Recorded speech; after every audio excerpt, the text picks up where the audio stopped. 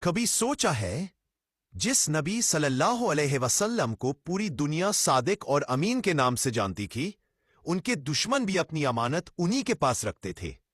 رسول اللہ صلی اللہ علیہ وسلم پر لوگ اتنا بھروسہ کرتے تھے کہ مکہ کے لوگ اپنی سب سے قیمتی چیزیں آپ صلی اللہ علیہ وسلم کے پاس امانت رکھوا دیتے۔ عجیب بات یہ ہے کہ جو لوگ آپ صلی اللہ علیہ وسلم کے دشمن بنے ہوئے تھے، جو آپ کو تکلیف دیتے تھے، وہ بھی اپنا مال آپ صلی اللہ علیہ وسلم کے پاس ہی رکھتے۔ کیوں؟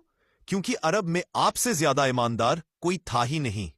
پھر جب ہجرت کا وقت آیا، رسول اللہ صلی اللہ علیہ وسلم کو مکہ چھوڑ کر مدینہ جانا تھا، تو آپ صلی اللہ علیہ وسلم نے سب سے پہلے علی رضی اللہ تعالیٰ عنہ کو بلایا اور فرمایا، ان امانتوں کو ان کے مالک کو واپس کر دینا۔ سوچو، جن لوگوں نے نقصان پہنچایا ان کو بھی امانت پوری ایمانداری سے واپس کی گئی۔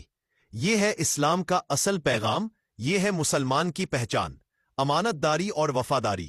جو انسان امانت میں سچا ہو، اللہ اس کی عزت دنیا اور آخرات دونوں میں بڑھا دیتا ہے۔